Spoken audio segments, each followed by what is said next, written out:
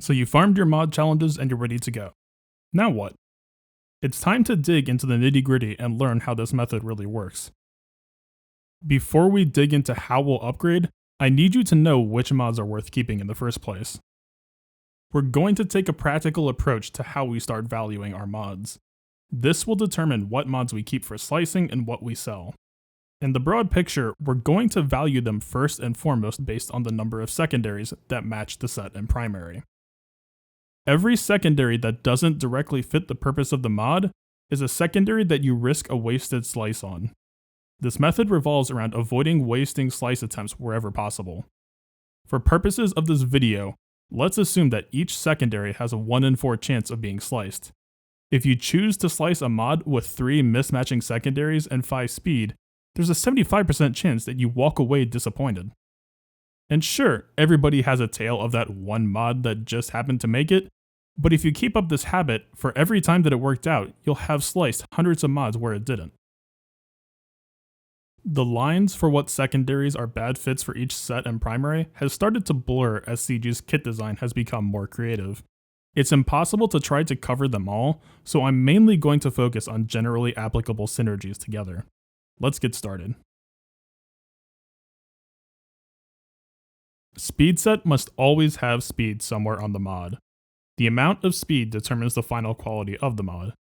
I personally believe that fast arrows with protection or crit avoidance primaries can provide some strong flexible opportunities, so keep an eye out for those.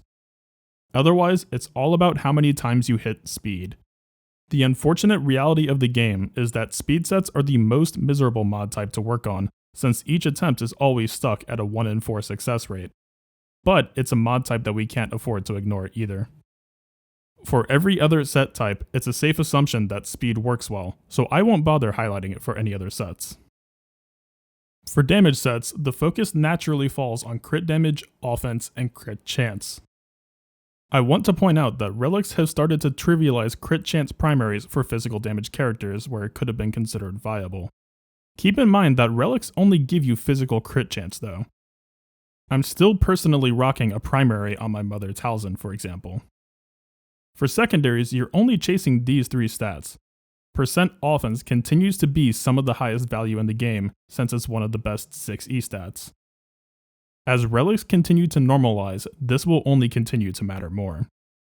Flat offense still has great utility for characters you intend to leave at gear 12 or lower.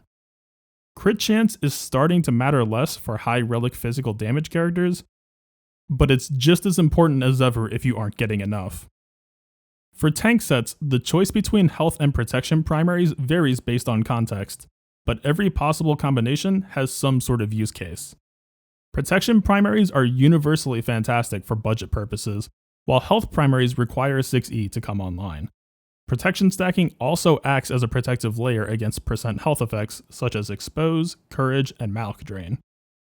Defense primaries should always be avoided for every set type except speed, since the speed secondary is all that matters.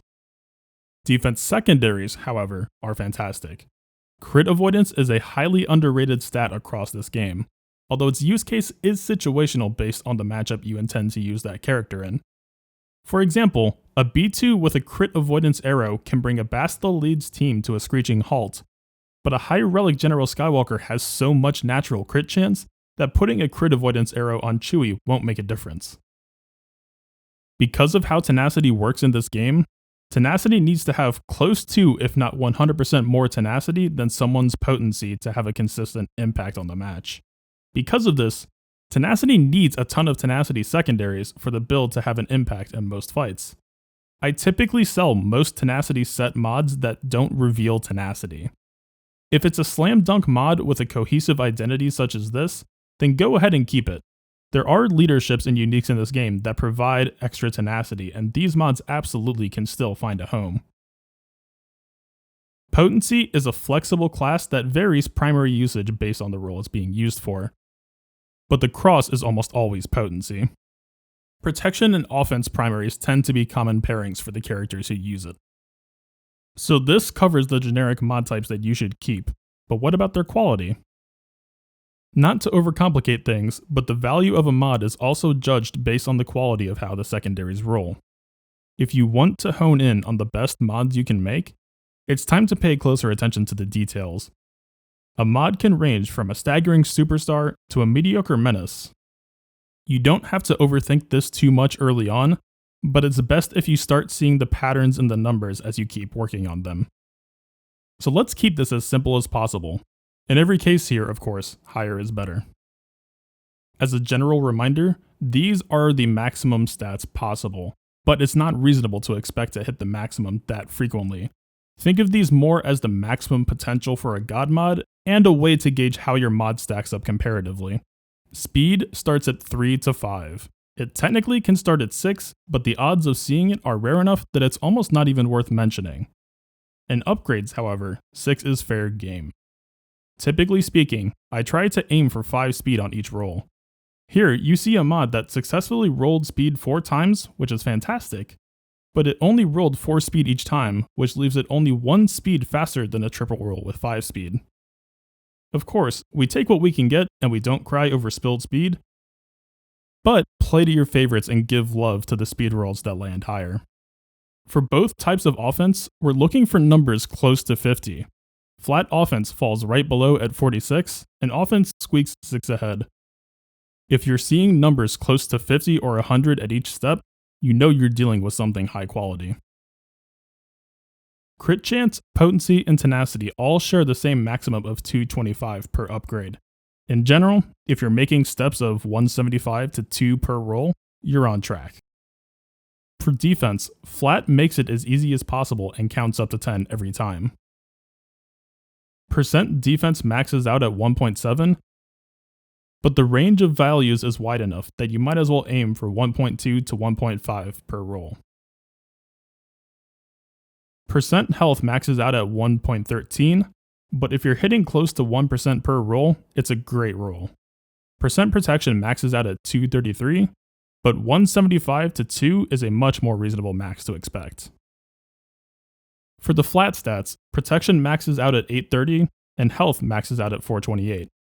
If you hit 800 or 400, you're in solid shape. So that covers everything.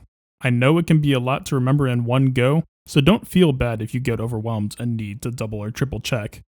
There are some excellent cheat sheets made by others that I'll include in the description if you need them. We'll cover this more in the video on 6E, but if you're a player who's been reaching Gear 12, 13, and Relic levels, you should be putting a lot of thought and effort towards percent-based stats if you weren't already. If you're a newer player looking at early Gear 12 or lower, flat stats are absolutely still worth your time. In the next video, we'll go through the workflow I use for mods, how far different types should go, and when it's time to stop. I'll see you there.